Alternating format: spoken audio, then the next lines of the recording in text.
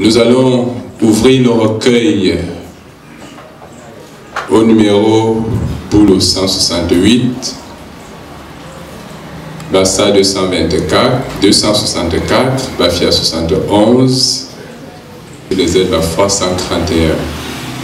Le thème de notre croisade, comme vous le savez déjà, le pouvoir de témoigner est là. O Katamba Foyo.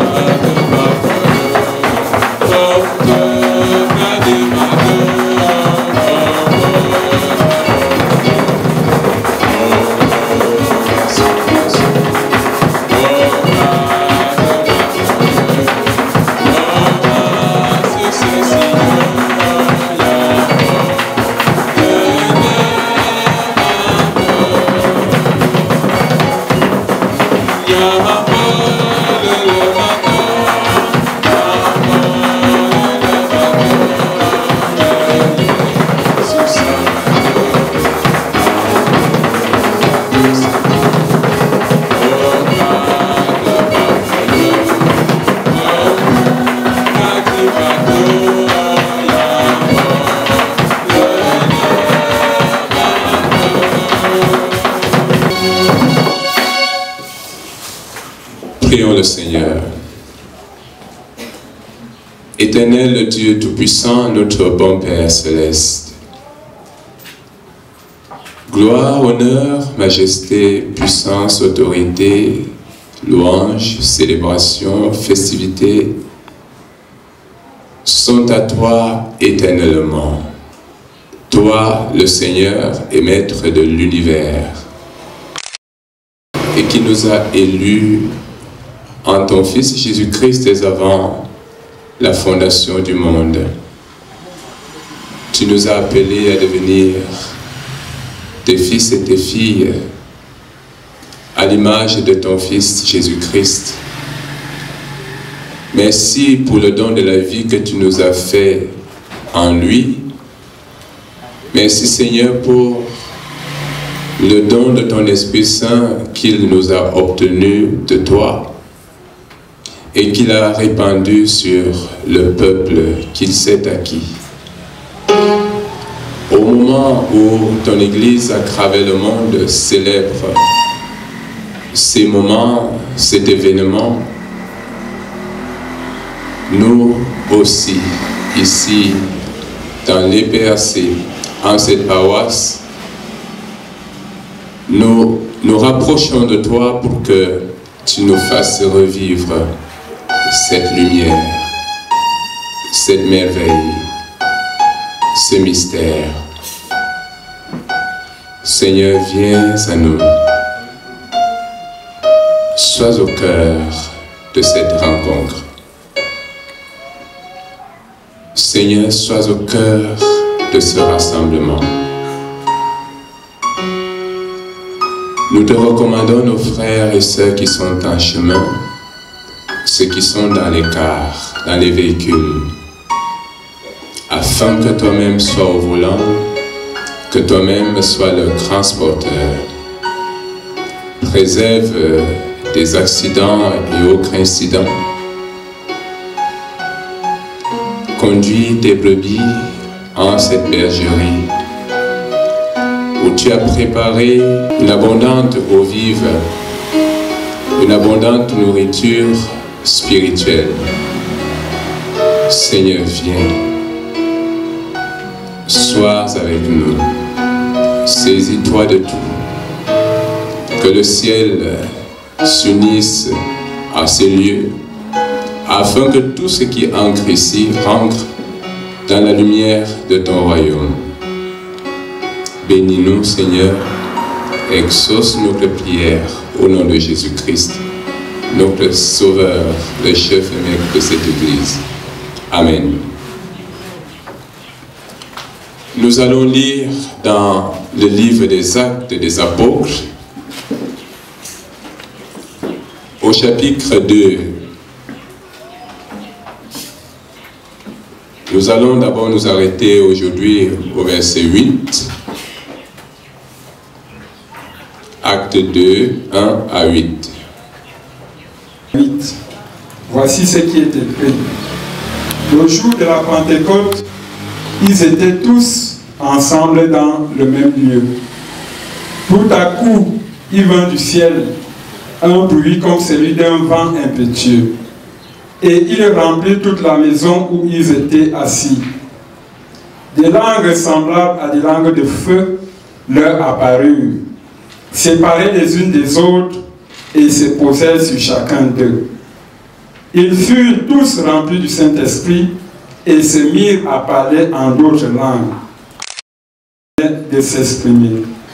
Or, il y avait en séjour à Jérusalem des Juifs, hommes pieux de toutes les nations qui sont sous le ciel. Au bruit qui eut lieu, la multitude accourut et elle fut confondue parce que chacun les entendait parler dans sa propre langue.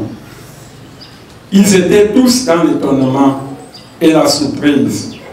Et ils se disaient les uns aux autres, voici ces gens qui parlent, ne sont-ils pas tous galiléens? Et comment les entendons-nous dans notre propre langue, à chacun dans notre langue maternelle? Amen. Silence, un souffle descend. Voici la présence du Dieu Tout-Puissant. Seigneur Saint-Esprit, toi dont nous célébrons l'avènement, la venue puissante au sein de l'humanité.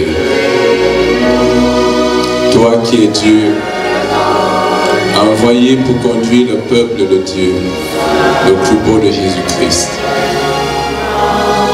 Toi qui seul sais ce qu'il faut lui dire en cette occasion. Toi qui as préparé ce moment pour un message précis. Toi qui as convié ces femmes et ces hommes, ces jeunes gens, ici à Corneille,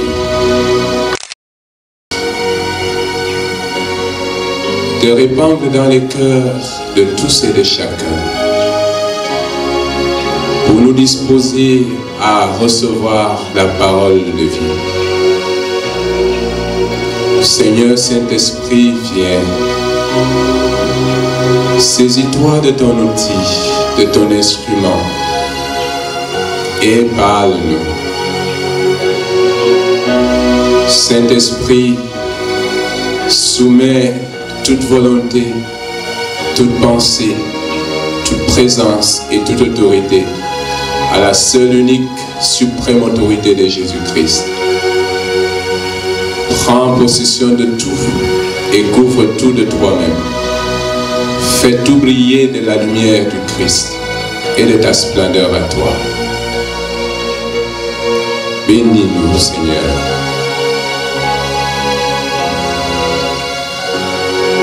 Rends-toi maître de nos saints, Esprit Saint, Esprit d'amour, de ta divine flamme, embrasse-nous en ce jour. Oh, viens, Esprit de Dieu, fais-nous sentir ta présence. Revêt-nous de ta puissance et baptise-nous de feu.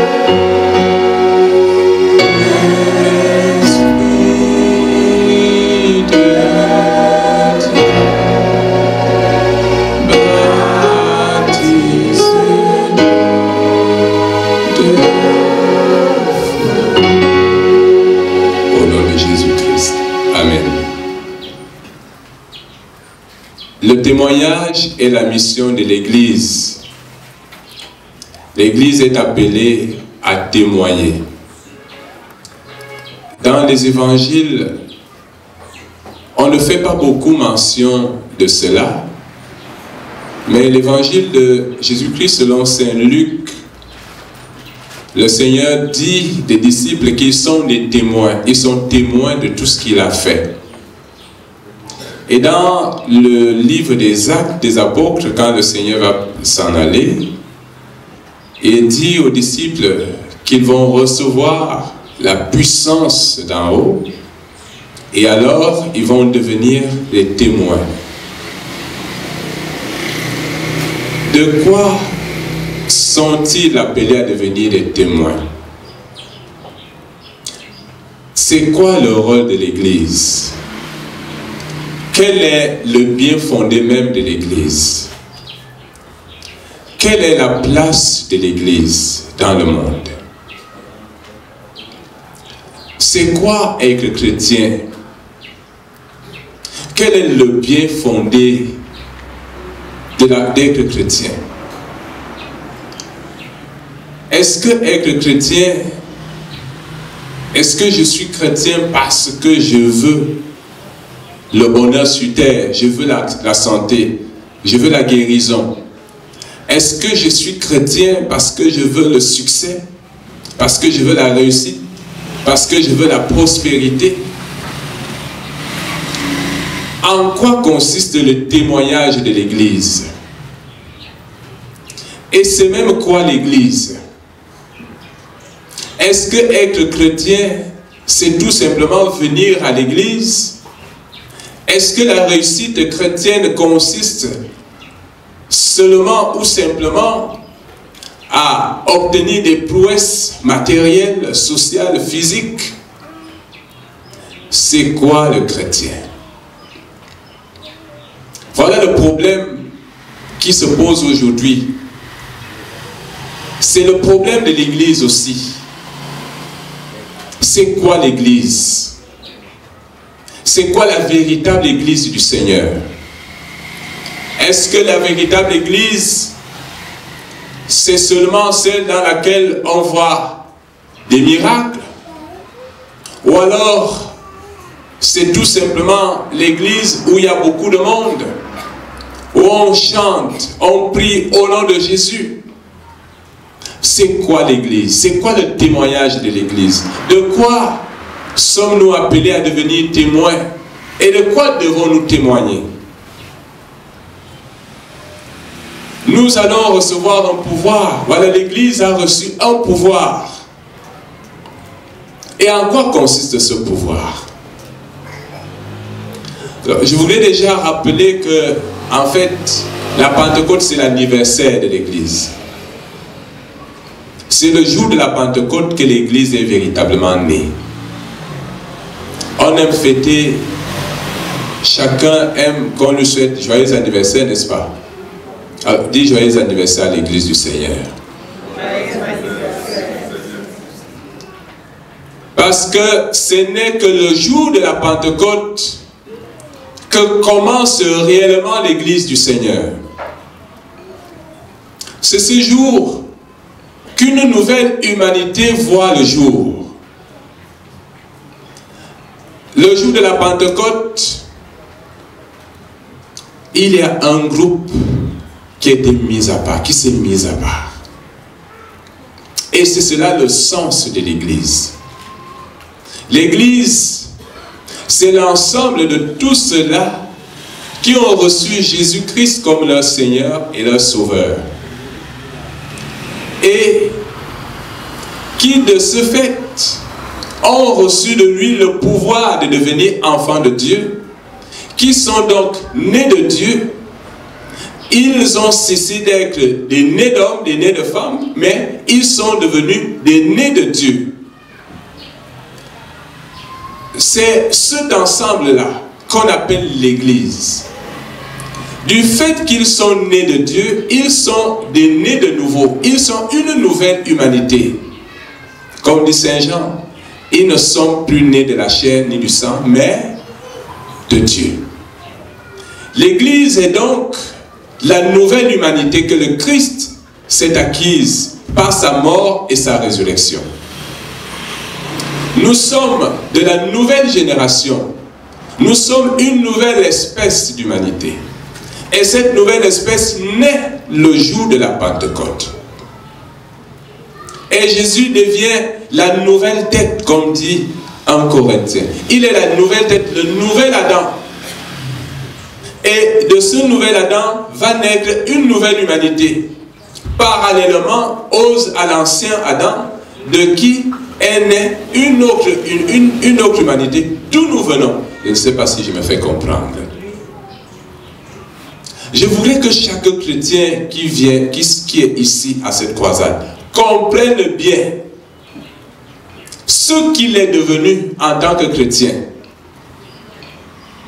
Ce que nous sommes en tant qu'Église. Et d'où l'importance même de la Pentecôte. La Pentecôte consacre le jaillissement d'une nouvelle humanité, d'une nouvelle communauté d'hommes et de femmes. Une communauté différente de celle qui existait. Nous ne sommes pas simplement des religieux. Nous ne sommes pas simplement des croyants. Est-ce que vous me comprenez bien? Devenir chrétien, ce n'est pas simplement devenir un croyant en Christ. C'est une affaire de vie, une affaire d'existence et d'être. Nous partons d'une ancienne façon d'être. Nous mourons dans cette façon d'être, dans cette vie, dans cette existence. Nous mourons en elle. Et nous naissons dans une nouvelle vie. C'est pour cela qu'on dit que l'Église, sur le plan de la doctrine, l'Église c'est l'ensemble de ces hommes et ces femmes qui croient en Jésus-Christ comme leur Seigneur et leur Sauveur, eux et leurs enfants. Et le mot Église en lui-même insiste sur la séparation, ecclésia. L'ecclésia, Église, qui est constitué de deux mots grecs. Il y a ek et puis il y a le verbe kaleo. Ek qui signifie deux, à partir de deux. Et kaleo qui signifie appeler. L'Église est donc cet ensemble d'hommes et de femmes appelés du monde, appelés de dehors, appelés des familles, appelés des cultures, appelés des coutumes et des races, et mis à part, pour appartenir à Christ et pour vivre selon Christ. C'est pour cela que le jour de la Pentecôte, ils étaient 120. 120 personnes. Ce ne sont plus seulement les 11, les 12, mais aussi une autre quantité d'hommes et de femmes ayant cru. Ils étaient 120. Et ces 120 étaient ensemble, ils étaient dans la chambre haute. Là, ils attendaient. Ils priaient, ils méditaient. Ils s'étaient coupés du monde. Alors, devenir chrétien, c'est cela. C'est sortir du monde. Pour n'être dans le monde que comme témoin. À ce moment-là, le Christ est là, autant de feu. Autant du feu, autant de feu. Au milieu de feu. Au milieu de mon feu. C'est une nouvelle personne. Comme dit Saint Paul, c'est une nouvelle créature. Quand on est en Christ, on est une nouvelle créature. Et ces hommes, ces 120 fidèles ou disciples, sont des hommes et des femmes qui sont en Christ. Le Christ est ressuscité, il est monté au ciel. Ils sont maintenant sûrs. Et de ce fait, ils vivent à part. Le chrétien est une personne qui doit se savoir à part. Autrement, je suis à part. Même si je vis dans une famille, je dois savoir qu'au sein de ma famille, je ne fais plus partie des façons de faire et de voir de ma famille. Même si j'ai des amis, je dois savoir que je ne fais plus partie des façons de faire et de voir de mes amis. Je suis dans un lieu de service. Dans mon lieu de service, on fait comme ci, on fait comme ça, mais je ne fais plus partie d'eux. Je ne fais plus partie de leur façon de faire et de voir. Je suis mis à part. Le chrétien, c'est quelqu'un qui est sorti du monde. Tu dois être sorti du monde. Tu ne dois plus être du monde. Ma vie en tant que chrétien, qui veut recevoir le Saint-Esprit, doit être une vie de mise à part. Être mise à part ne veut pas dire que tu quittes ta famille. Je me fais bien comprendre. Ce n'est pas que tu quittes ta famille. Comme on enseigne sous certains lieux, sous certains cieux, ton père est sorcier, ta mère est sorcière, tu es dans une famille de démons, il faut partir de là. Et les gens fuient leur famille. Nous devons témoigner dans ces familles. Si je ne peux pas témoigner dans la famille, alors je ne suis pas chrétien. Même si je suis d'une famille maudite, ou alors d'une famille où il y a beaucoup de sorcellerie, mais qu'est-ce qui fait de moi un chrétien si je dois fuir ma famille? Si quelqu'un ne prend pas soin de sa famille, il a fait quoi? Il a renié sa foi.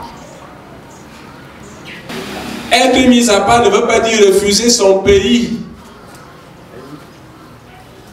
Je suis dans mon pays pour une certaine image, pour prier d'une certaine image. Et il y a Christ, et donc Christ est le Dieu. Et l'Église, parce que nous sortons du monde, parce que nous sommes appelés, nous avons été appelés à quitter, à sortir du monde. L'Église, de ce fait, ne fait plus partie du monde. L'Église ne peut pas se marier au monde. On ne peut pas mettre ensemble l'Église et le monde. On ne peut pas mettre notre Église ensemble avec la culture de notre pays. Ou alors la culture du monde, comme on l'appelle aujourd'hui, le village planétaire. Il y a ce qu'on appelle le nouvel ordre mondial, le nouvel âge, le New Age, qui a ses façons de faire et de voir. Mais l'Église ne peut pas s'animer. Quel que soit ce qu'on dit, quel que soit ce que le monde est, nous n'avons pas le droit de nous animer à ce monde. Est-ce que vous comprenez bien? Peu importe ce que nous allons perdre, nous n'avons pas le droit de nous animer. Nous sommes mis à part. Ils étaient ensemble à la chambre haute. Celui qui veut recevoir le Saint-Esprit, celui qui veut vivre avec le Saint-Esprit doit savoir que le Saint-Esprit est pour les mis à part. Le Saint-Esprit n'est pas pour le monde. Il n'est pas pour la société. Il est pour l'Église, pour les enfants de Dieu.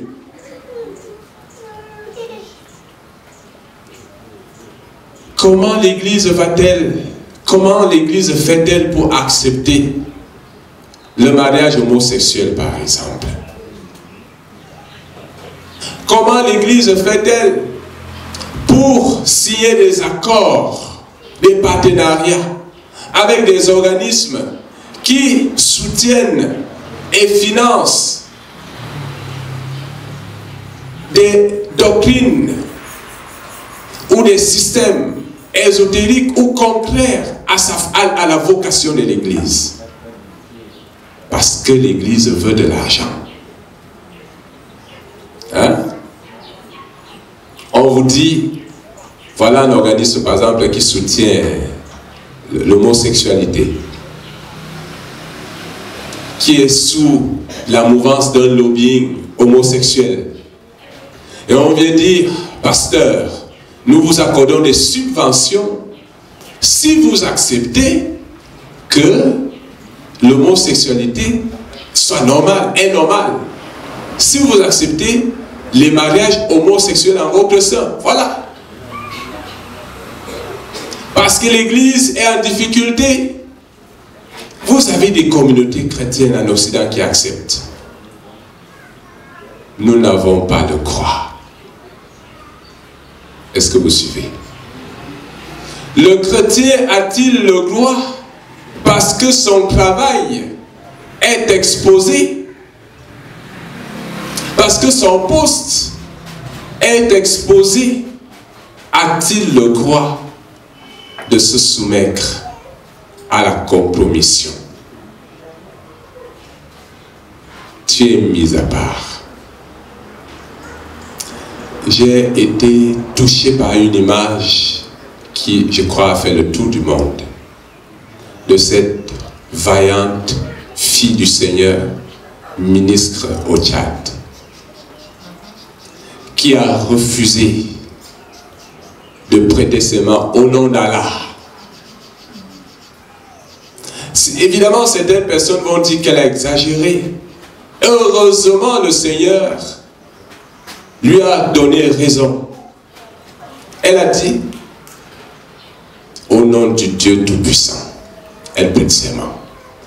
Et le président des séances a insisté pour qu'elle prête ses mains au nom d'Allah. Elle a dit, au nom du Dieu Tout-Puissant. Et le président lui a dit, soit vous prêtez ses mains selon la norme qui a été arrêtée, soit vous disposez. Elle a disposé, tout sereinement. Elle a refusé le poste de ministre. Elle a dit, je ne veux pas prendre ce poste de ministre en renonçant à mon Dieu, à ma foi. Mais le président, Idriss Déby, lui a donné raison, en la rappelant, en disant, même si ça a été comme ça, je te confirme comme ministre. Le chrétien doit montrer, il est temps, il est l'heure que le chrétien montre au monde qu'il est chrétien.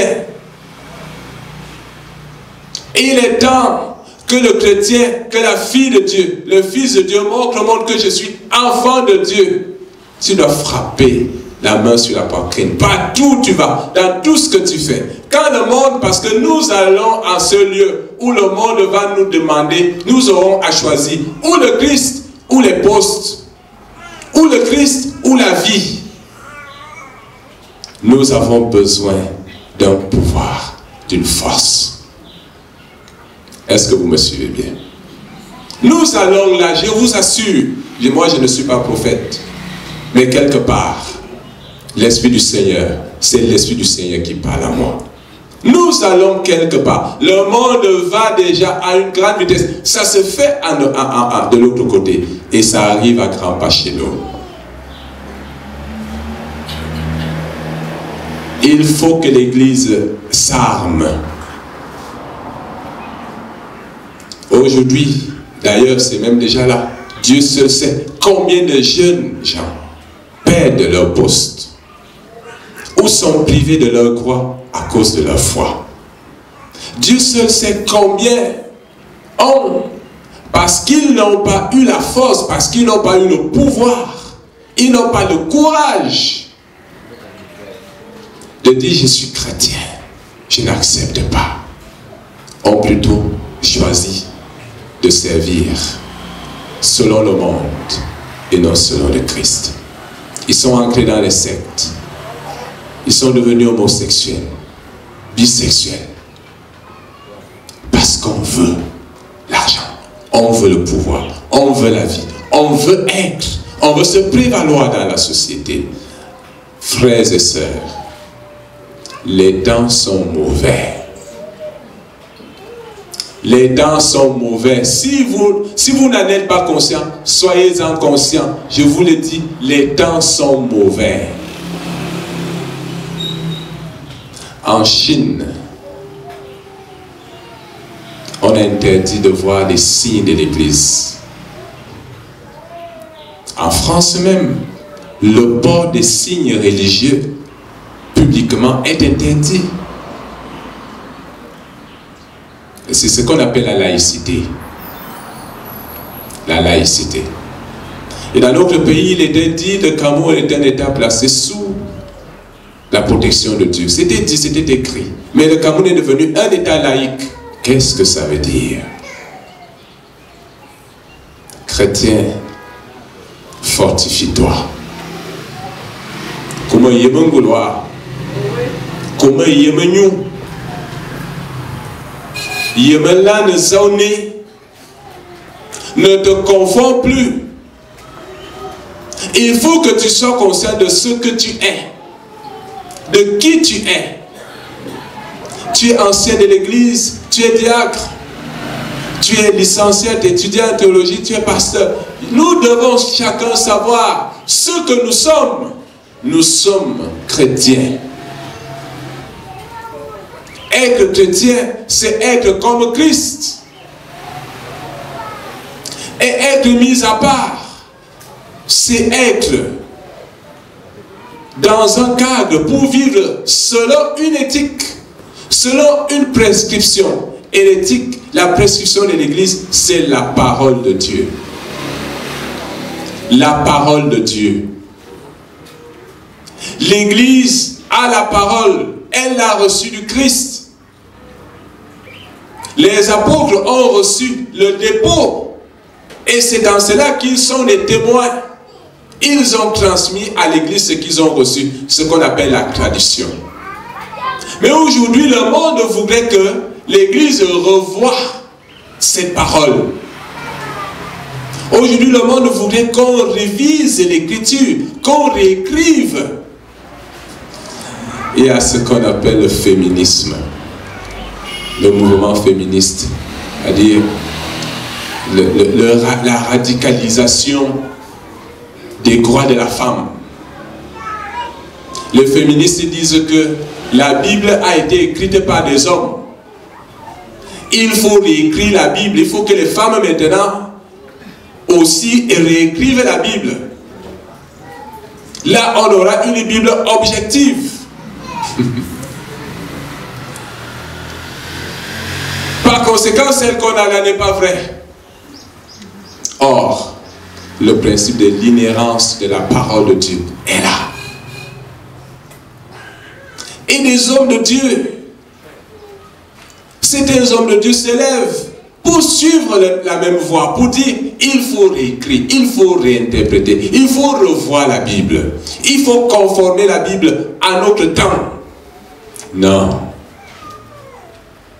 Il est écrit qu'on n'ajoutera pas un seul iota. Et c'est une malédiction. Maudit soit celui qui le fera.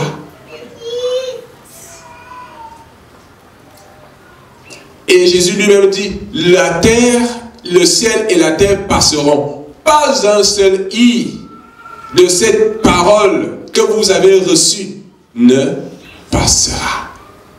C'est-à-dire que la parole de Dieu est éternelle, elle n'est pas évanescente. Témoigner. Être témoin, c'est avoir vécu la chose, la scène, l'événement, et en parler, en faire part, attester du fait. Nous devons attester. Nous devons prouver que c'est vrai. Nous devons attester de l'authenticité.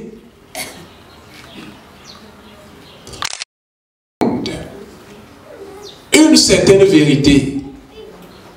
Nous devons attester de la véracité d'une certaine vérité. De certains dires. Nous devons attester. Bien yeneliti potia signona bin benga. Benga motananga ne motake yene jamga. Ake yene no fumle, ake kuma yena miss, ake number.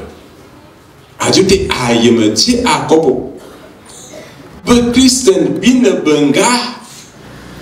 benga faya bolo faya yemete faya lite bebela ya jumezi. Et nous sommes témoins de quoi? Nous sommes les témoins de tout ce que Jésus a fait. Les témoins de tout ce que Jésus a vécu. Les témoins de la vérité. Les témoins de la véracité de tout ce que Jésus a enseigné. Le monde ne croit pas. Mais nous devons avoir cru. Vous ne pouvez pas être témoin si vous n'avez pas cru. Et c'est un autre problème de l'Église. Est-ce que ceux qui sont aujourd'hui les leaders de l'Église, les pasteurs, les prêtres, est-ce que tous ces serviteurs, les anciens, les sœurs, les frères, est-ce que tous sont véritablement témoins? Est-ce que tu as expérimenté? Est-ce que tu as connu? Parce que le témoin, c'est celui qui connaît. Hein? Le témoin, c'est celui qui connaît. Les 120 sont les gens qui ont marché avec Jésus, qui ont vu Jésus, qui l'ont expérimenté. Ils le connaissent. Ils sont des témoins. Ils le connaissent. Connaître. Naître avec. C'est-à-dire que tu es avec la chose dès le départ. Tu maîtrises la chose. C'est être dans l'intimité de la chose. Quand on parle de la connaissance, on voit immédiatement la communion, la koinonia. Connaître Dieu, c'est être témoin de ce que d'une réalité de Dieu. Mais lorsque la Bible parle de l'intimité de la femme et de l'homme, elle dit, l'homme a fait quoi? A connu sa femme. Et ça, la connaissance. Jésus dit aux Juifs et à la femme samaritaine, vous adorez ce que vous ne connaissez pas. Mais nous, Juifs, adorons ce que nous connaissons. Le chrétien doit être quelqu'un qui connaît.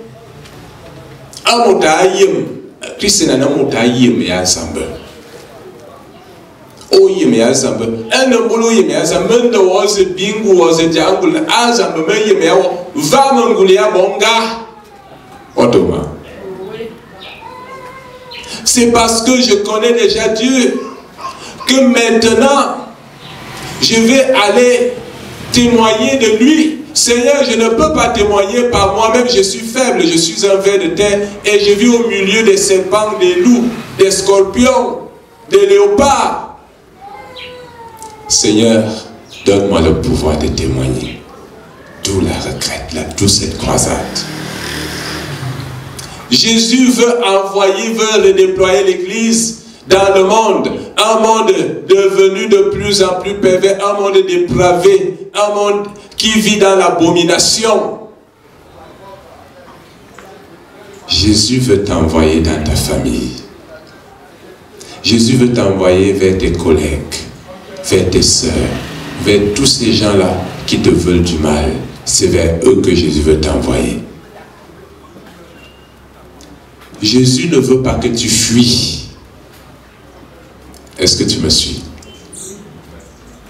Jésus dit, vous serez mes témoins à partir de Jérusalem où on vous connaît. Et si vous allez lire la suite des livres des Actes, les apôtres ont commencé la mission là à Jérusalem. Ils sont allés rester au temple pratiquement. Bien qu'on les ait arrêtés plusieurs fois, fouettés, mis en prison, l'Esprit les sortait de prison et les ramenait. Nous sommes appelés à les témoigner. Mais pour être témoins, il faut que nous soyons d'abord des gens ayant expérimenté le Christ. L'Église est faite d'hommes et de femmes nés de nouveau. Je vous ai dit la véritable Église du Christ. Le vrai chrétien est une personne nés de nouveau, c'est-à-dire dont l'âme a été régénérée. Et bien là, ne fait fait. À ce ce n'est pas une affaire d'église, c'est une affaire de la parole de Jésus lui-même. Jésus l'a dit à Nicodème, il a dit à Nicodème que tu ne peux pas connaître, tu ne peux pas voir, tu ne peux pas vivre les réalités du royaume des cieux. C'est-à-dire, tu ne peux pas faire l'expérience, tu ne peux pas connaître, tu ne peux pas devenir témoin si tu ne vis ces réalités. Et tu ne peux les vivre si tu n'es né de nouveau. Est-ce que vous me suivez bien? Ces 120 personnes, ce sont des femmes et des hommes qui ont connu cette nouvelle naissance. Ils ont eu le courage de se retirer, de se priver, de quitter, d'abandonner pour Jésus.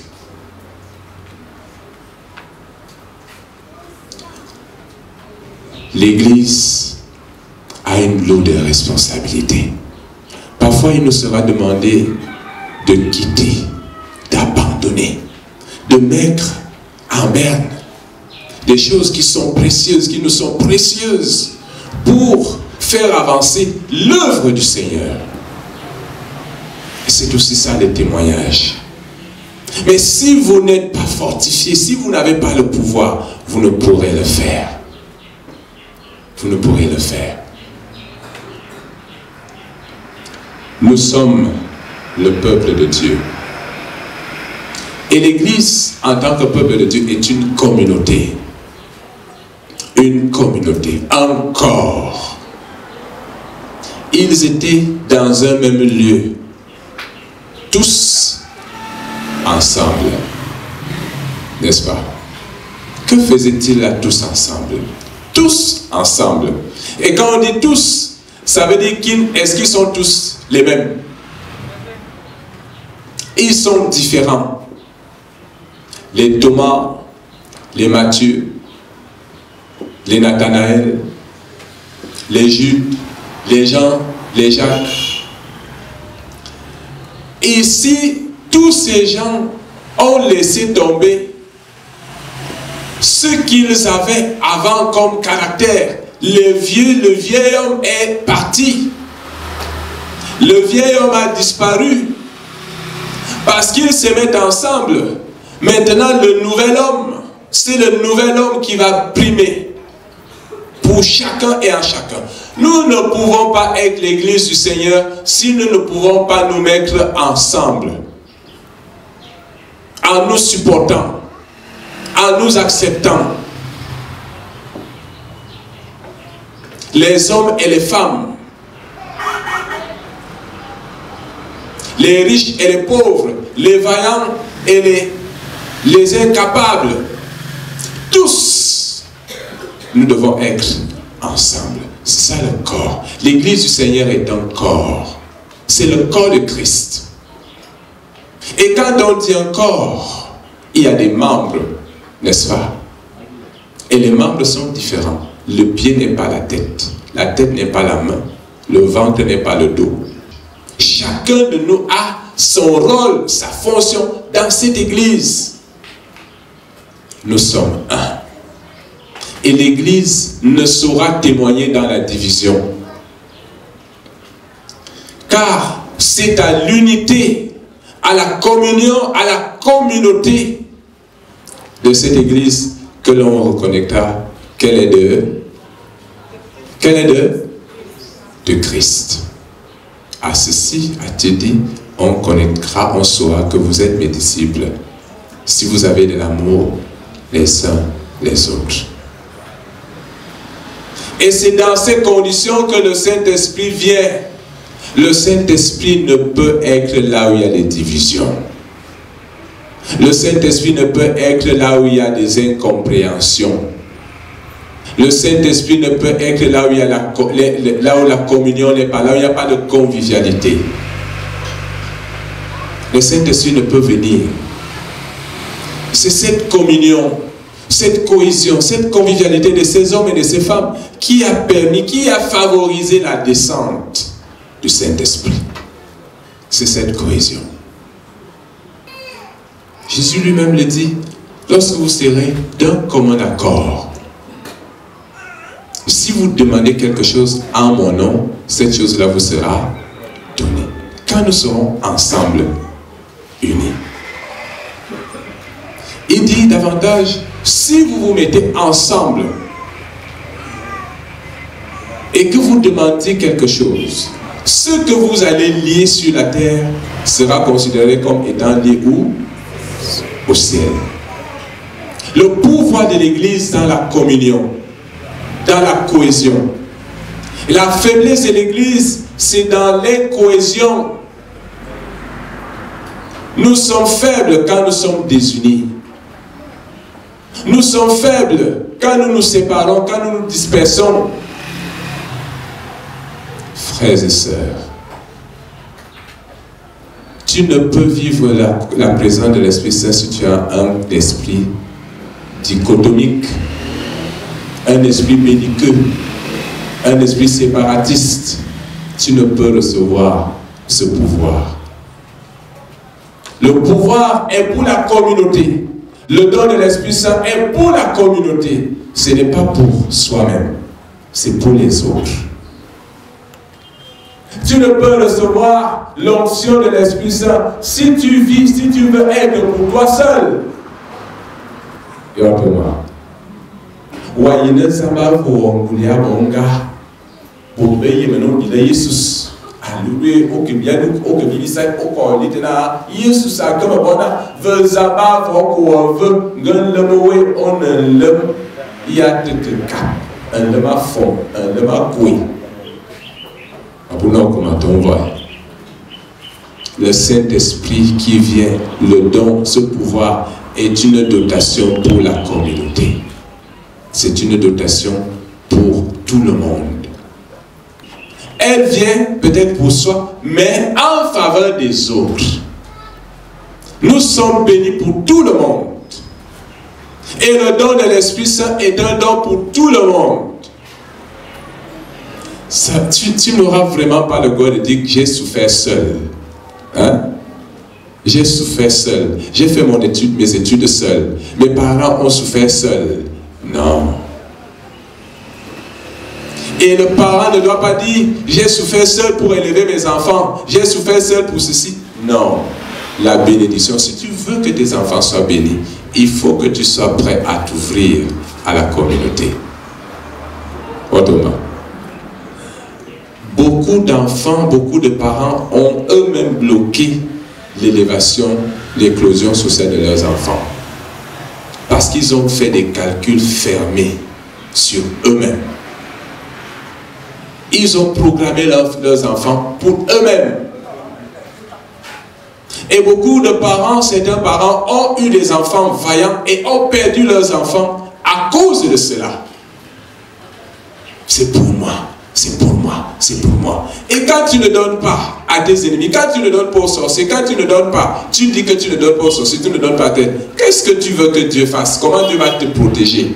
Comment tu auras la bénédiction? Tu es exposé à l'ennemi et l'ennemi va t'avoir. Et on voit dans des enfants vaillants qui tombent, qui meurent. Est-ce que tu me suis bien? La bénédiction que tu veux en cette croisade, ce n'est pas pour toi, c'est pour la communauté.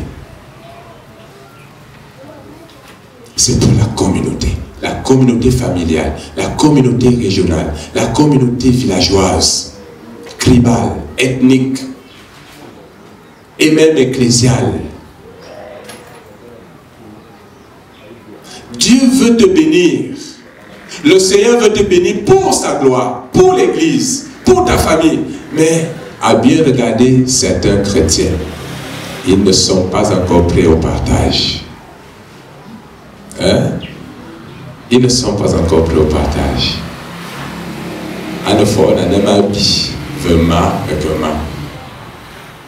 Certains n'osent même pas témoigner de ce qui leur ressort, de ce que Dieu fait pour eux. Et alors, il te donne, Dieu te donne. Mais quelques temps après, ça tombe, tu perds. Pourquoi? Parce que tu n'as pas fait bon usage. Il faut que tu te disposes au partage. Autrement. Comment parler? Non, tu mets un coup, un petit peu sous et temps. Nous voulons des promotions, nous voulons l'élévation, mais sachez le bien, enfants de Dieu chrétien. Sachez que les promotions, les bénéfices des prières, c'est pour la communauté. Vous avez, chacun d'entre nous a une communauté autour de lui. Une communauté familiale, comme je l'ai dit. Et même quand même la famille est une famille nucléaire, la famille ne doit pas se limiter à là. Dieu bénit. Il y a des enfants qui sont bénis et qui ont un cœur affable. Mais parfois, ce sont les parents qui vont bloquer.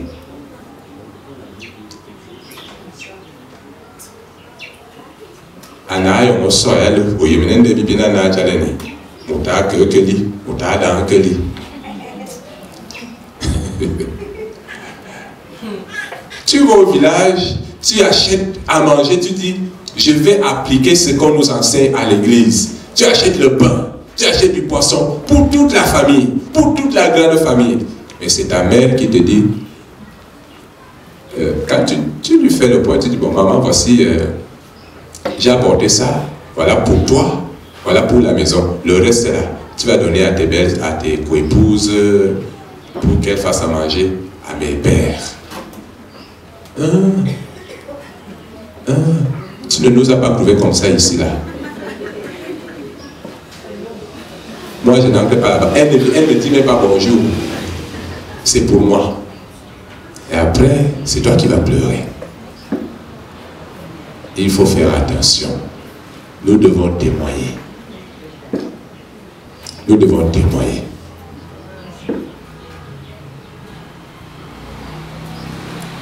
Les chefs de service, les directeurs, les choses qui tombent là, quand ça tombe, tout pour soi-même. On prend tout, on ne pense pas aux collaborateurs avec qui on travaille. Comment Dieu va te bénir? Quand l'épervier va venir, tu seras pris. Tu seras pris. Il y a des chrétiens qui gagnent des gros marchés. C'est incognito, ni vu, ni connu. Pourtant, on prie ensemble. Mais l'église ne voit même pas les grâces. La famille ne voit pas les grâces. Son association ne voit pas les grâces.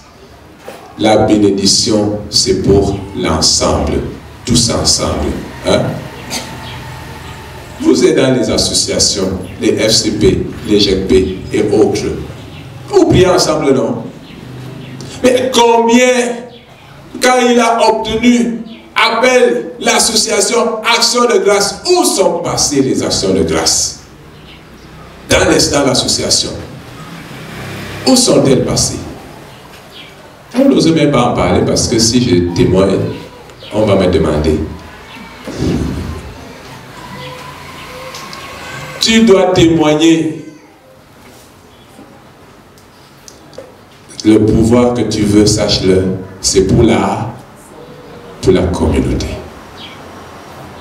Le pouvoir de témoigner, c'est pour la communauté. Il y a des gens qui veulent faire des témoignages égoïstes. Parlez encore, me voici, parlez encore. Vous avez dit que je ne serai pas ceci, vous avez dit que je ne serai pas cela. Voici alors, Dieu m'a... Et puis les gens viennent quand même pour dire non, j'ai souffert seul. Je me pose bien la question de savoir pendant combien de temps tu vas jouir de cette bénédiction.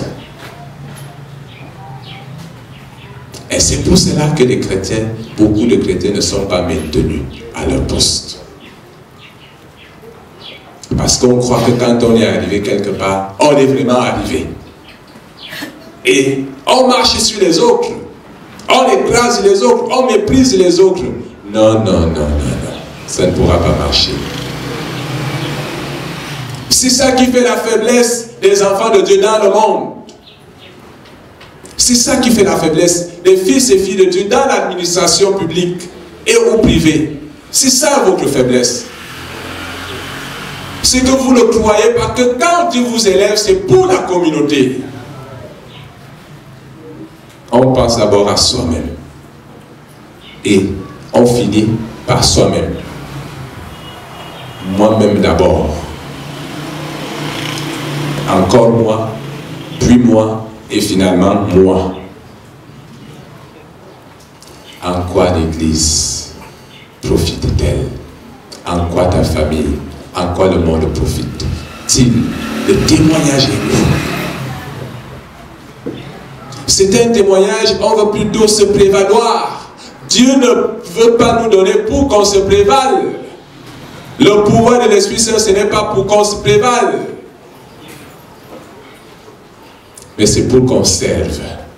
Autrement, c'est pour le service. Pour le service.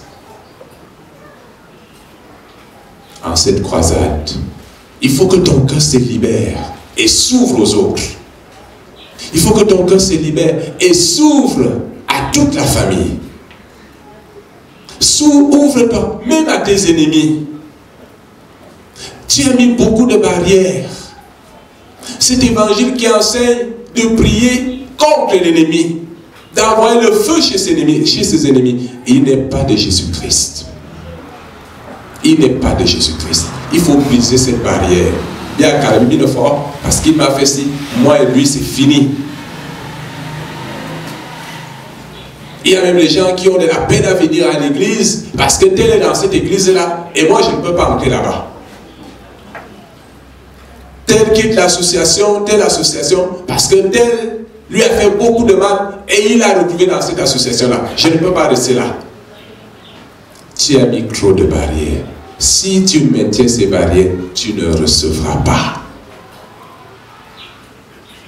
Fais tout ce que tu vas faire. Je t'assure que ça va se bloquer là. C'est une barrière, il faut la briser. Jésus ne nous dit-il pas d'aimer nos ennemis? Vous avez appris œil pour œil, dent pour dent.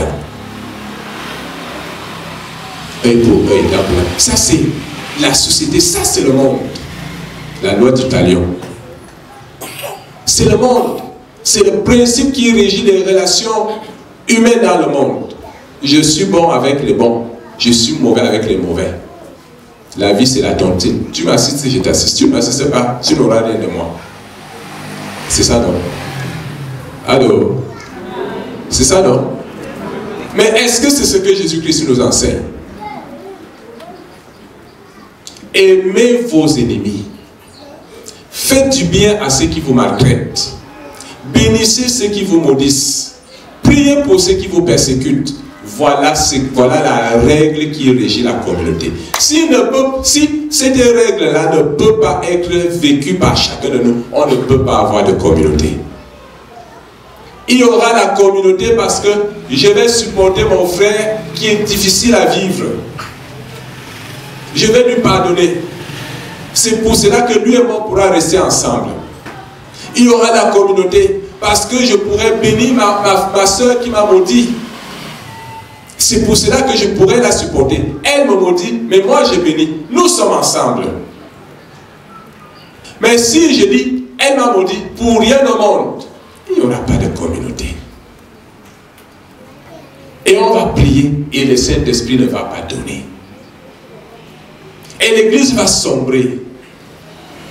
Si l'église presbytérienne réformée du Cameroun veut rester forte, puissante, si l'église du Seigneur tout court, si les communautés chrétiennes veulent rester fortes, le secret, c'est dans le principe de l'amour. Jésus ne nous a pas donné la règle de l'amour pour rien. C'est parce que c'est elle, cette règle-là. C'est l'amour qui est régi.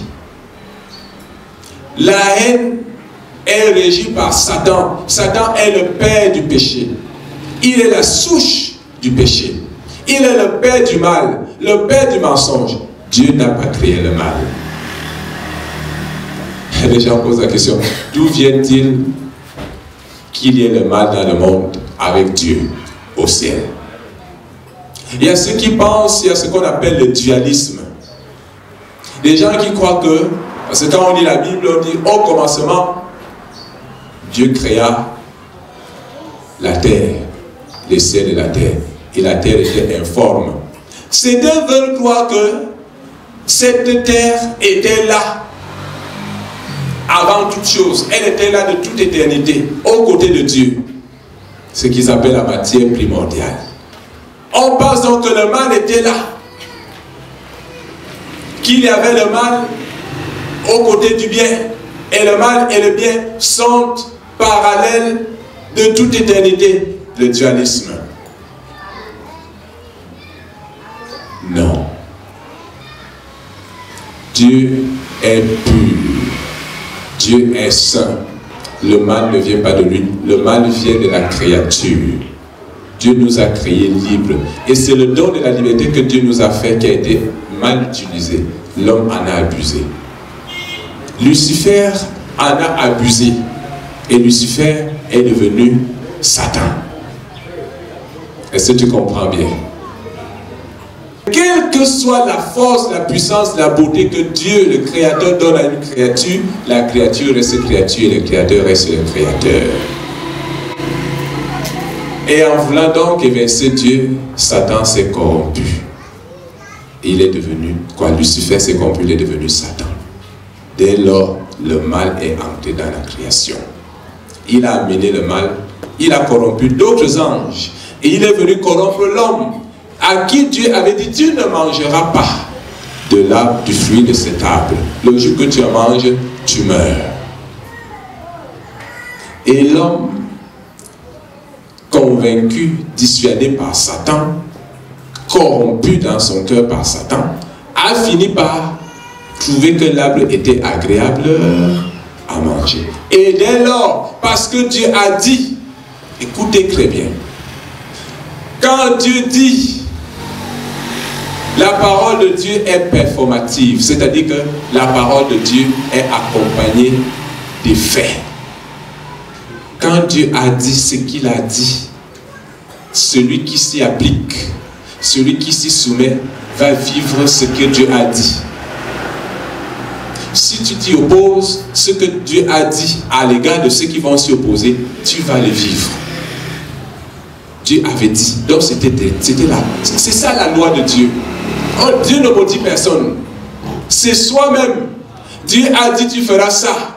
Dieu nous dit fais comme ça. Le fait de ne pas faire selon Dieu te soumet. La parole de Dieu, Dieu a tout créé par la parole. J'espère que vous me comprenez bien. Comment vous le mieux là? Quand Dieu dit, même si le temps passe, tu ne vois pas la parole. Hein? On ne voit pas. Dieu a dit, c'est le Créateur. Le jour que tu manges, tu meurs. Et Adam a mangé et la mort est entrée en lui. D'où l'origine du mal dans l'humanité. D'où la présence humaine, je veux dire. C'est comme ça. Et Dieu ne peut pas nous demander de haïr. Il ne peut pas permettre que tu haïsses. Parce que celui qui est, Jésus dit, le père du crime, c'est qui? C'est Satan. Et celui qui est son frère est un meurtrier, un criminel. Et nous sommes appelés à évoluer. Il y en a qui sont en avance sur les autres, sur la croissance spirituelle dans cette communauté. Vous me comprenez bien? La connaissance que Pierre, Jean et Jacques avaient de Jésus n'était pas égale à celle que Matthieu, Nathanaël, Jules et autres avaient de lui. Parce que Jésus leur accordait des privilèges, n'est-ce pas? Ils se retiraient avec eux, avec les croix là particulièrement. Et la connaissance que les 12 avaient de Jésus n'était pas égale à celle que les 70 avaient. La connaissance que ces 12 avaient de Jésus n'était pas égale à celle que le reste des 120 avaient de lui. Mais ils étaient tous une communauté. Les uns et les autres se supportaient. Chacun connaissait sa place. C'est ça la communauté.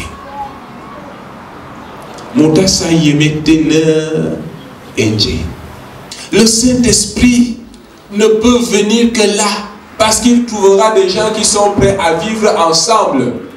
Et comme nous parlons du vivre ensemble dans notre pays, c'est elle qui veut se prévaloir, c'est elle qui veut. Quand il y a déjà ces dispositions à la prévalence, à l'autoprévalence, ou à la prévalence de l'ego, la famille est déjà destinée à la destruction. Mi bedemi souci, n'a pas de déazemboli. Nettement. Et on a beauté, on a calé à ne, mamene, mamakatone, mamene, mamene. Dieu m'a sauvé là de Satan.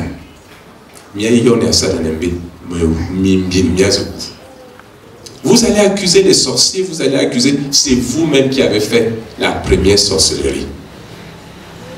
Vous-même. La première véritable sorcellerie qui décime les familles, c'est la haine, la concurrence. Soit comme n'étant pas, et comme n'ayant pas. Et ta famille ira bien.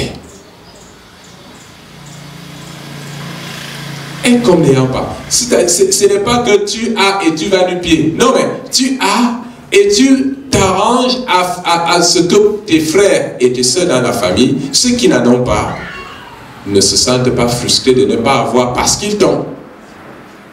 Comme quelqu'un avait chanté, mon frère a été nommé, je suis en haut. Que chacun se sente en haut avec ton élévation.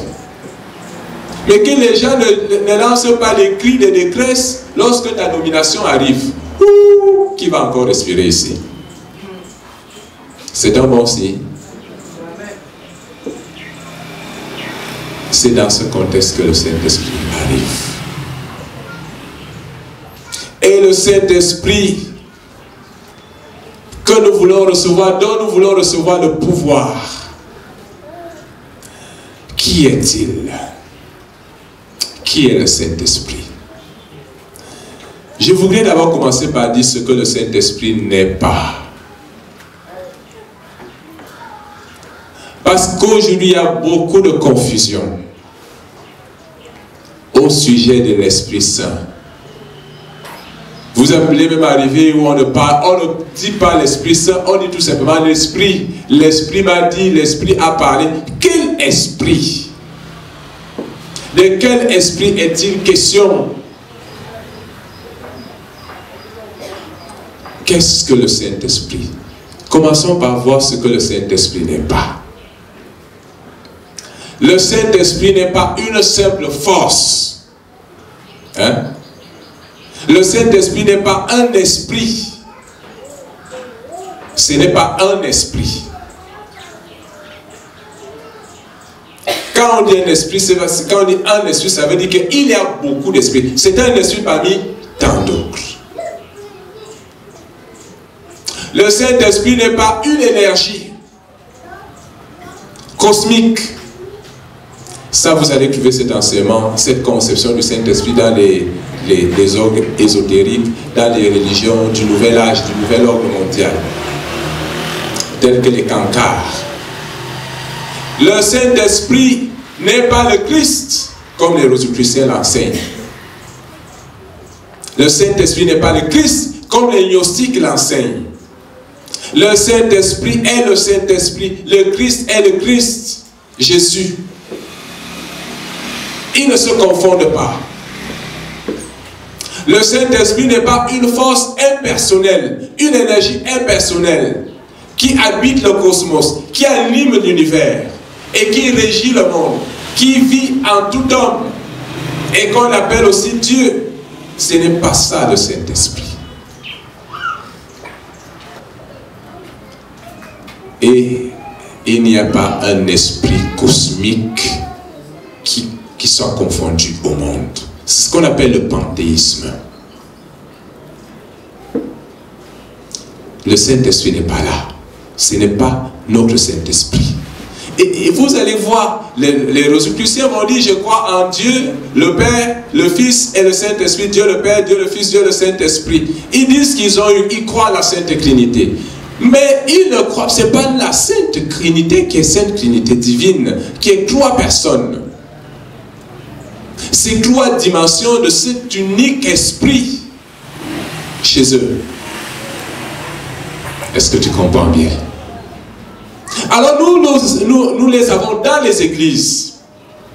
Parce qu'ils ont réussi à développer un christianisme rosicrucien. Ils ont réussi à développer une certaine théologie rosicrucienne. Gnostique aussi. Et ils vont dire, quand nous allons dire, je crois, est-ce que s'il doit prêter serment ici, prendre des engagements, est-ce que tu crois en Dieu le Père et le Fils? Oui, je crois. Ça ne lui coûte rien. Est-ce que tu crois en Jésus-Christ? Oui, je crois en Jésus-Christ, mais ce n'est pas notre Jésus-Christ. Est-ce que tu crois au Saint-Esprit? Oui, je crois au Saint-Esprit, mais ce n'est pas le Saint-Esprit qui est Dieu, qui est une personne divine. Alors, nous les avons pasteurs, prêtres, évêques et tout ce que vous voulez dans les églises. Puisque ils interprètent la Bible selon ce code-là qui se sont eux-mêmes façonnés. Ce n'est pas le Saint-Esprit. Et vous allez donc ancrer, vous irez dans certains milieux où on vous parlera de Dieu, on vous parlera du Saint-Esprit, le feu, le feu, le feu, alors que ce n'est pas véritablement le Saint-Esprit qui est le Dieu vivant, qui est une personne. Est-ce que le peuple de Dieu me suit? Je crois qu'il est temps que je parle de ces choses-là dans les assemblées, dans des enseignements à tout le monde. Dieu voudrait que tu sois témoin. Et en tant que témoin, que tu saches la vérité. Dans le livre de l'Apocalypse, je crois que c'est Apocalypse 13, entre 13 et 14, Jean a une vision qui est prolongée. Jean voit le dragon, le serpent ancien. Et Jean voit le dragon qui donne sa force, son pouvoir à une bête qui jaillit de la terre. Et cette bête va être frappée mortellement. Elle va sortir. Elle va revivre. Et nous sommes là en train de dessiner une trilogie satanique, une forme de trinité, cette fausse sainte trinité. Alors cette bête qui est frappée mortellement et qui revient à la vie, qui surprend tout le monde, qui étonne tout le monde, qui ne meurt pas, à la grande surprise de tout le monde, est une contrefaçon de la mort et la résurrection de Jésus-Christ. Est-ce que tu me suis bien? Alors cette bête est un pouvoir, c'est un esprit de Satan.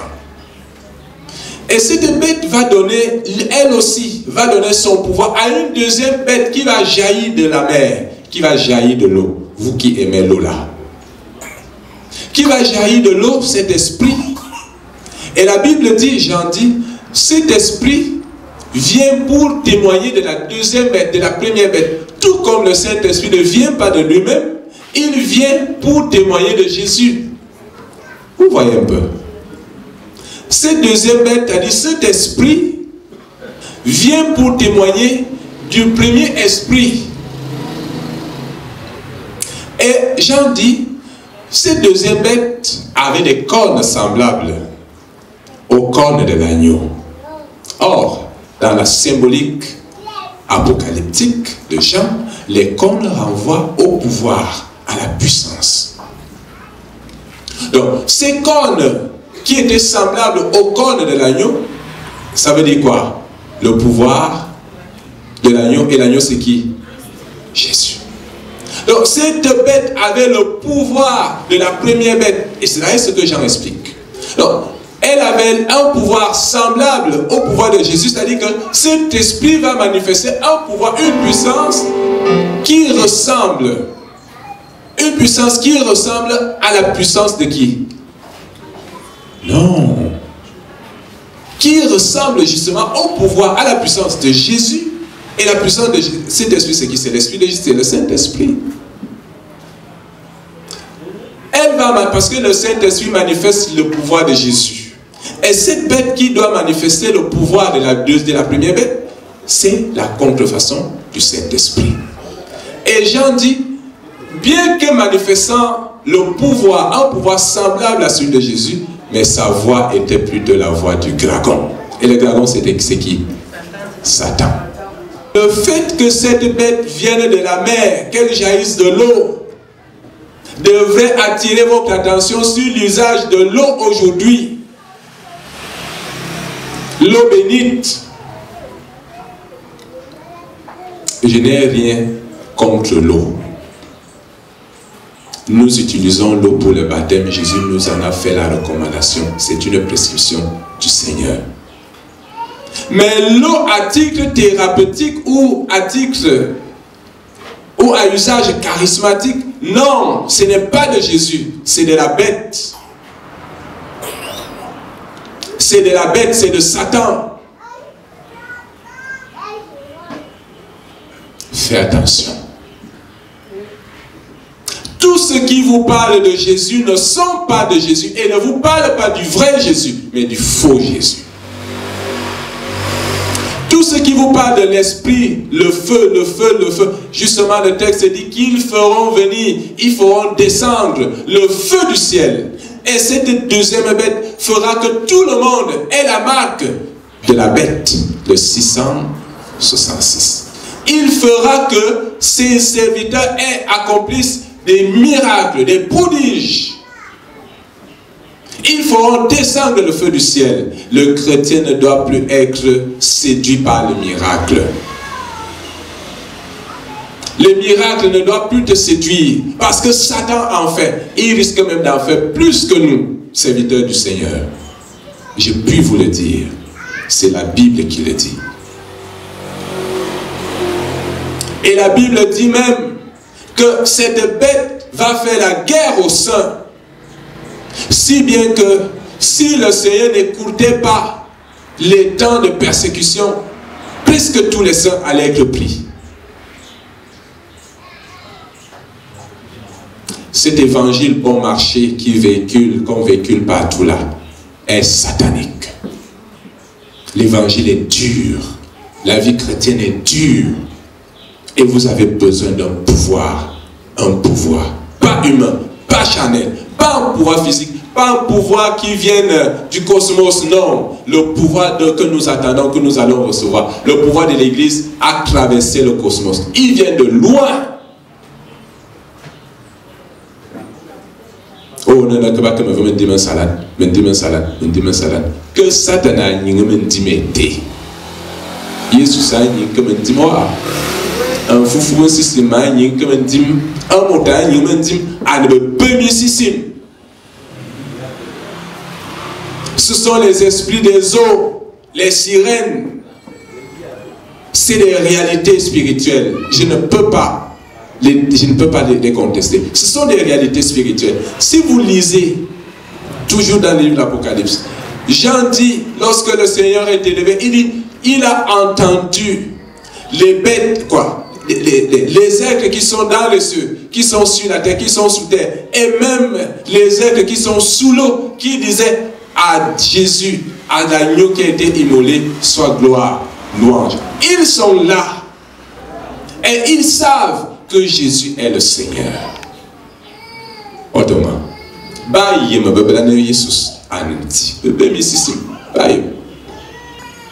nous sommes invités à rechercher le Christ et le Saint-Esprit vient nous donner de vivre le Christ et de le témoigner. Le Saint-Esprit n'est pas toutes ces choses-là. Il n'a pas besoin d'aller passer par l'eau pour te toucher. Toi-même, tu ne vois pas que c'est trop compliqué. Dieu est là. Si Dieu doit te toucher, il te touche directement. Qu'est-ce que Dieu a à voir? Pourquoi il faut qu'il aille passer par l'eau, par l'huile, par le sel, par les mouchoirs, je ne sais plus par quelle autre alchimie pour te toucher? Toi-même, tu ne vois pas que c'est compliqué. Quand ça devient compliqué, c'est déjà la sorcellerie. Jésus est simple, Dieu est simple. La foi, elle est simple. Tu crois, pur, simple. Dieu sait ce qu'il nous a donné. Il ne nous a donné que la foi. Est-ce que tu me suis? Et tu dois placer ta foi en Jésus. Le Saint-Esprit, c'est l'Esprit de Jésus. Le Saint-Esprit n'est pas plusieurs esprits à la fois mis ensemble. Non, c'est l'Esprit un. C'est un esprit qui est un. Vous allez voir des gens qui parlent du Saint-Esprit, on parle de tel esprit, tel esprit, tel esprit, et on dit que c'est tout ça le Saint-Esprit. C'est la sorcellerie, mes bien-aimés. Le Saint-Esprit est simple, il est doux, il peut être puissant, il peut être violent, il peut être très doux, il peut même passer de façon invisible. Il peut passer de façon insignifiante. Il peut te parler même avec trop de timidité. Parfois, on a l'impression qu'il est trop timide. Pourquoi Dieu ne me parle pas fortement? Me demande-t-on souvent.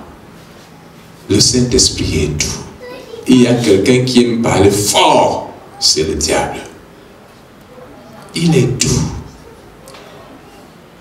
Parce qu'il veut t'amener toi-même à prendre les responsabilités qui sont les tiennes. Il te parle doucement. Est-ce que tu vois que... Est-ce que tu ne vois pas comment ta soeur là est mal habillée? Elle est pauvre. Tu peux lui trouver quelque chose. Ça passe comme ça, hein, le Saint-Esprit.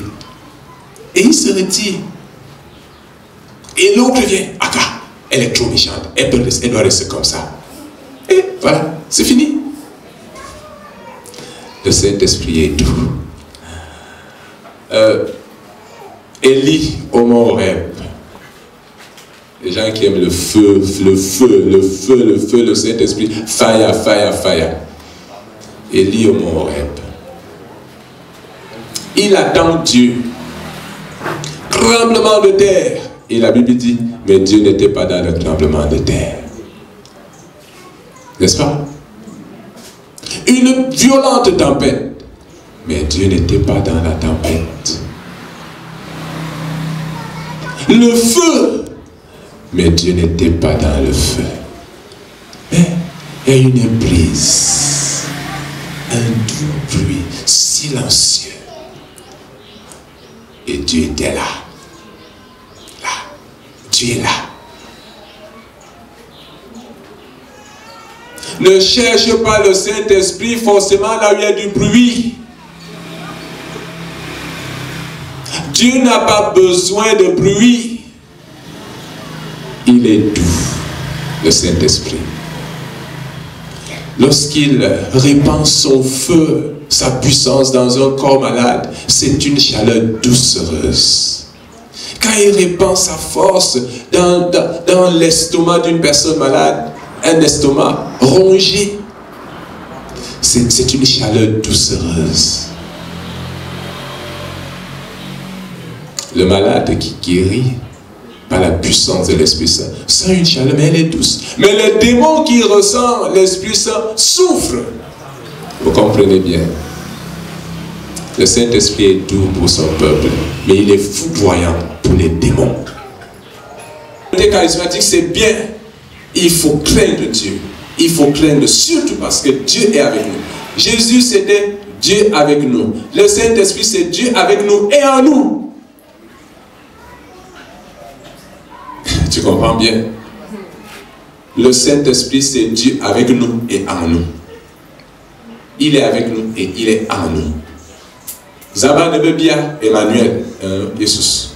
Vous foufou aussi, Simane. Zaba ne veut bien Adolphe, veut bien été.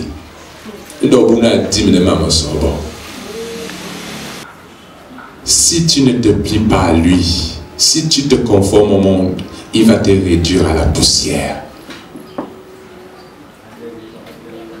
c'est Dieu. Ce n'est pas un Dieu. Le Saint-Esprit est Dieu. Il est en nous. C'est pour ça que Paul dit, le Saint-Esprit, personne ne peut nier ce qui se dit en lui. N'est-ce pas? Chacun sait ce qui se dit dans son cœur, n'est-ce pas? Et personne d'autre ne sait ce qui se dit dans ton cœur si ce n'est ton esprit à toi-même. De même, le Saint-Esprit sonde les profondeurs de Dieu. Il est le cœur de Dieu. Il sonde les profondeurs de Dieu et les amène jusqu'à nous. Lui qui va dans le cœur, dans les profondeurs du mystère de Dieu. Tu penses que quand il va venir jusqu'à nous, il va laisser les péchés impunis.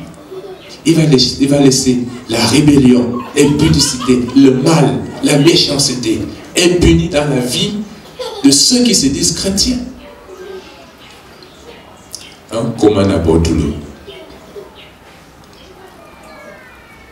Si nous sommes l'EPRC, Église presbytérienne réformée du Cameroun, une église qui se veut charismatique, la marche avec l'Esprit Saint est une marche difficile, elle est complexe, elle est rigoureuse. Si nous sommes l'église du 21e siècle qui se veut une église triomphante, une église forte, puissante, appelée à témoigner, si nous voulons recevoir le pouvoir de témoigner, il nous faut nous abandonner au Saint-Esprit. Il faut que nous l'acceptions, que nous nous soumettions à lui. Ça veut dire la réforme que nous chantons doit être une réalité. Le fait que ces hommes, ces 120 personnes se sont mises à part, ils étaient déjà entrés, ces personnes étaient déjà rentrées dans la réforme du Christ. Nous avons besoin de nous mettre à part. Sinon, quand le Saint-Esprit va s'incruster dans la vie des uns et des autres, ou dans les communautés, nous allons rester presbytériens réformés de nom. Nous serons charismatiques de nom. Et nous allons nous retrouver dans des situations difficiles. Lorsque nous allons faire face aux démons, aux mauvais esprits, nous n'allons pas pouvoir les renverser. Au contraire, ils vont nous renverser. Parce que celui qui nous rendait forts ne sera plus avec nous. On aura perdu l'onction. Bien-aimés, voilà celui que nous voulons recevoir. Il n'est pas de ce monde. Il n'est pas du ciel là. Il n'est pas. Il est du ciel des cieux. Le Saint-Esprit vient du ciel des cieux. Il vient du trône qui est au-dessus du ciel des cieux, le trône de Dieu, du Père et de l'agneau, du Père et du Fils. C'est de là qu'il vient. C'est pour cela que lorsqu'il traverse les cieux, le cosmos, pour se déployer de façon unique sur la première communauté qui va faire naître toutes les communautés chrétiennes, il y a un grand bruit. Il y a un événement cosmique, il y a un déploiement, un ébranlement cosmique qui a lieu le jour de la Pentecôte. Dieu bouscule les mœurs, Dieu bouscule l'univers, Dieu bouscule le cosmos, Dieu ébranle les démons, Dieu brise les barrières avec la descente du Saint-Esprit. Une nouvelle ère, une nouvelle humanité, une nouvelle façon de voir, une nouvelle façon de faire, une nouvelle façon de vivre est donnée à l'humanité. Nous sommes à part. C'est un privilège.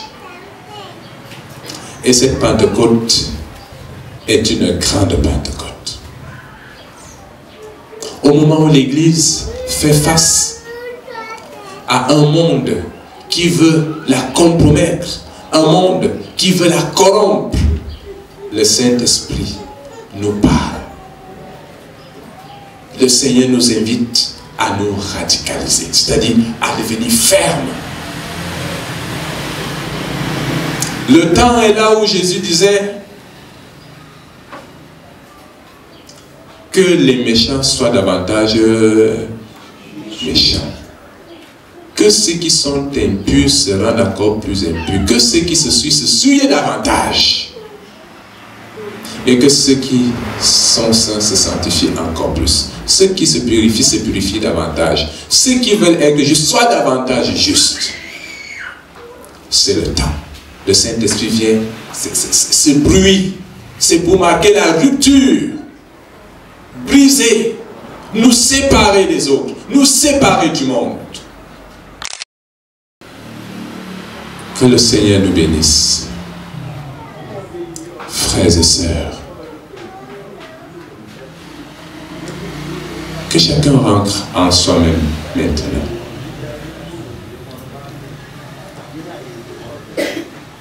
Au bout, il ne faut si tu voulais le Saint-Esprit comme ça. Il y en a qui viennent à l'église, finit d'abord de boire une, il vient à la prière.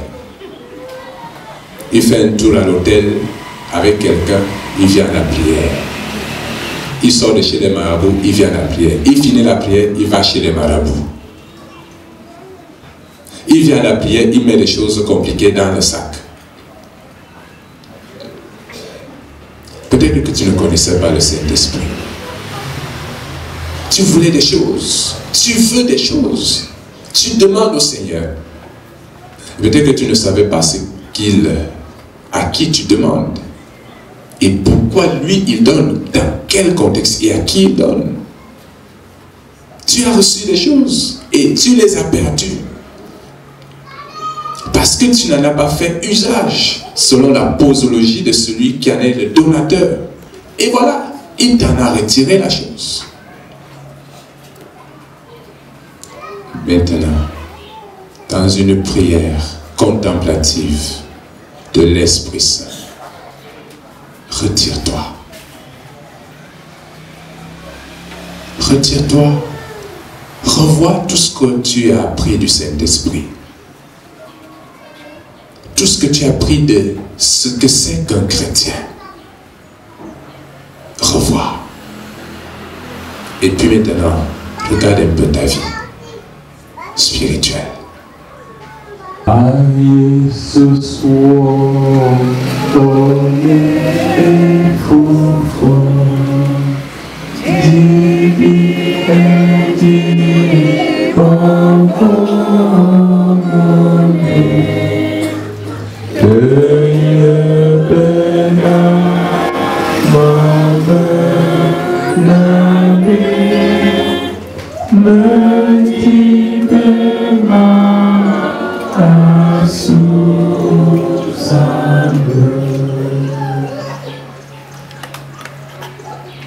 Seigneur, à voir nos vies, à regarder la vie de ton Église,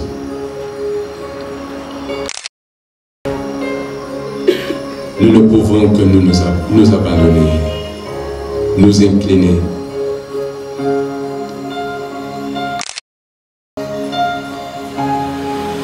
Et demander pardon, Seigneur.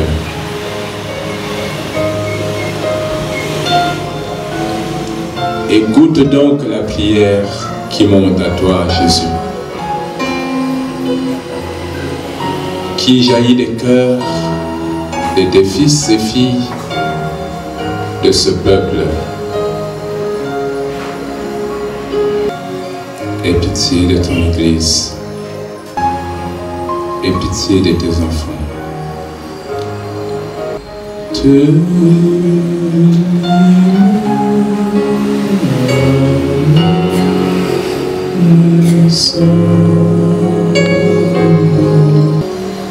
Saint des saints, lumière des lumières, l'esprit des esprits, puissance de toutes les puissances, pouvoir de tous les pouvoirs, autorité de toute autorité, répandue puissamment et glorieusement sur la terre, pour être au cœur et au milieu de la communauté chrétienne. Seigneur Saint-Esprit, aie pitié, aie pitié, aie pitié de nous, Seigneur, aie pitié de ton Église. Aie pitié de ton Église dans ses faiblesses, dans ses défaillances, dans sa corruption, dans ses limites, dans ses emportements, dans son ignorance, dans son manque de discernement. Pardonne. Là où cette Église ça rime au monde, Seigneur Jésus, aie pitié, sauve-la. Là où cette Église défait l'Écriture pour se conformer au monde, aie pitié, Seigneur, sauve ton Église.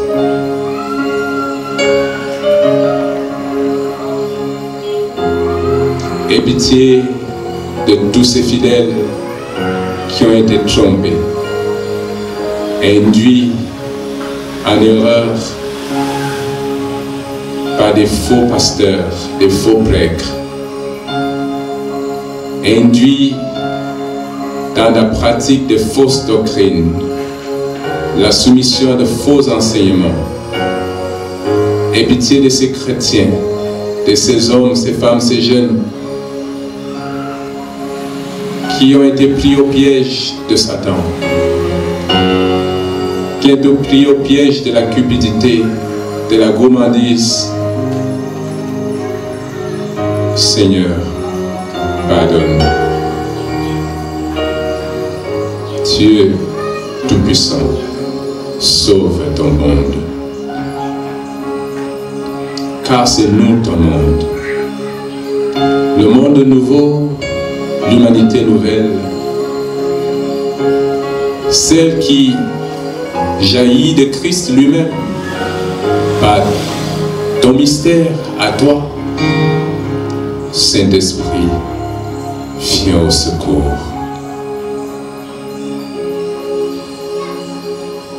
Ne foudroie pas, ne frappe pas. Là où tu as frappé, là où certains ont desséché, là où certains sont aujourd'hui malades, anéantis, affaiblis à cause des infidélités. Seigneur, aie pitié, reviens à nous. Reviens à nous. Pardonne l'infamie, l'abomination, l'idolâtrie qui ont siégé, qui ont pris place au sein de l'Église. Oui, le temps est accompli, celui où l'homme de péché montera jusqu'au lieu très saint. Ce temps est arrivé, Seigneur. Aie pitié de ton Église. Aie pitié, Seigneur. Aspire à l'Esprit Saint.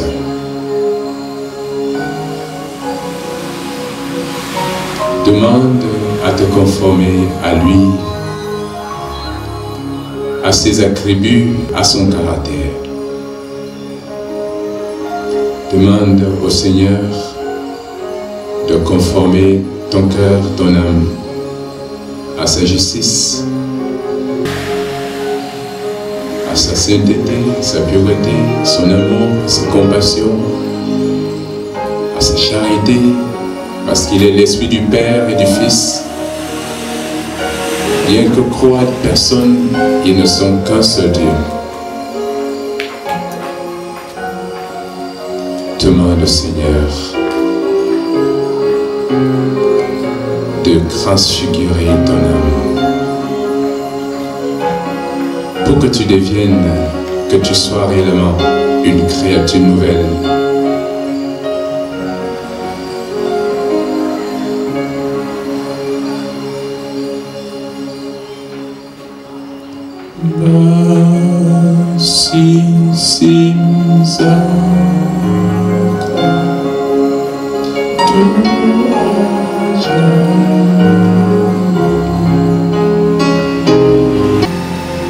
Tu es esprit, tu es chair. Tu me veux saint et tu me veux spirituel. Tu es parfait et moi je suis imparfait, limité, péccable. Et tu m'appelles à la sanctification, à la perfection.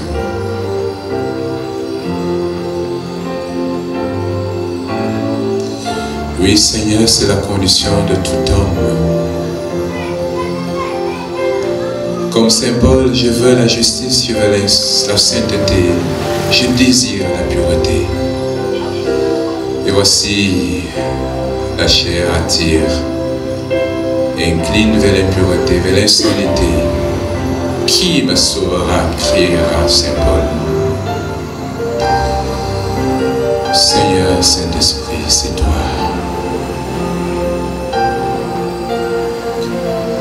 Écoute donc tout homme, toute femme, toute jeune personne qui se reconnaît ici.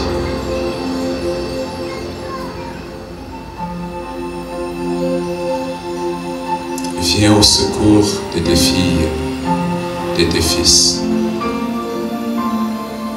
qui veulent aller témoigner, mais dont les cœurs sont encore aux prises avec la chair, avec le monde. Toi, tu es un esprit, tu es l'Esprit de Dieu, le Saint-Esprit. Le monde, dit le Seigneur lui-même, ne peut te recevoir. Or, nous voulons te recevoir et nous sommes dans le monde. Et ces hommes sont enclins au monde. Seigneur, aie pitié. Visite ton Église. Pardonne. Pardonne les manquements. Pardonne les emportements. Les souillures. La dépravation des mœurs. L'infamie, l'idolâtrie, la méchanceté, la cruauté même, le cynisme, le sadisme des chrétiens, de certains chrétiens. Pardonne là-haut. L'homme de péché a une place dans le lieu saint. Pardonne dans toutes ces communautés, pardonne à toutes ces communautés où le péché vibre avec force, Seigneur. Sauve, sauve, répands. Viens répandre la vie de Jésus.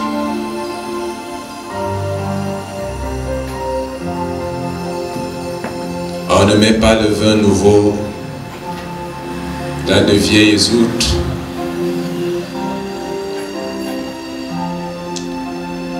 Nous voulons devenir des nouvelles outres. Nous aspirons à être de nouvelles outres. Nous nous disons même plusieurs de nouvelles outres. Et ce qui ressort des agissements, des actes, reste conforme aux vieilles outres. Ah Seigneur, élève-nous à la chambre haute.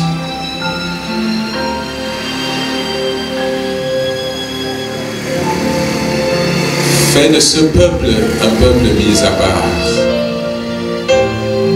Qu'ils se sachent, se sentent et vivent sa mise à part.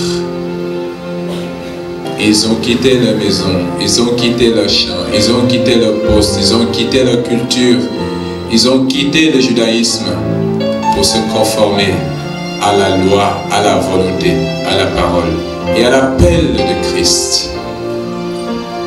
Regarde, Seigneur, ces hommes, ces femmes que tu as appelés, qui ont prêté serment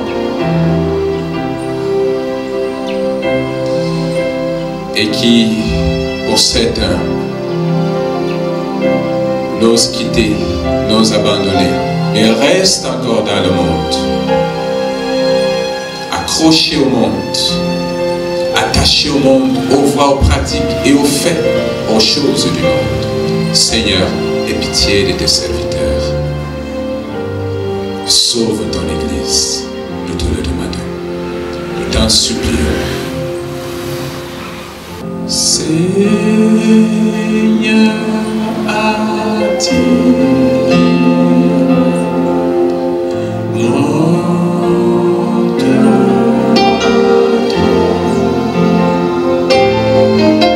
La justice du ciel se désire. La justice spirituelle se désire. La sainteté se désire. La pureté se désire. La charité se désire. La compassion, un cœur de compassion, ça se désire. Un cœur miséricordieux, ça se désire. Un cœur charitable, un cœur qui pardonne, ça se désire. Jésus voudrait que tu désires le règne des cieux. Dieu Tout-Puissant, sois loué de visiter ton peuple ici à Corneillé. Merci, Seigneur Dieu, notre bon Père, de guérir les cœurs, de guérir les âmes, de refaire des vocations, de reprendre en main des vocations, des communautés à travers cette Pentecôte, de relever les familles. Seigneur, merci. Qui me relève. Merci Seigneur de nous exaucer, toi notre bon Père Céleste, et de nous soulager, de nous affranchir, de nous disposer, au nom de notre seul Seigneur et Sauveur Jésus le Christ. Amen.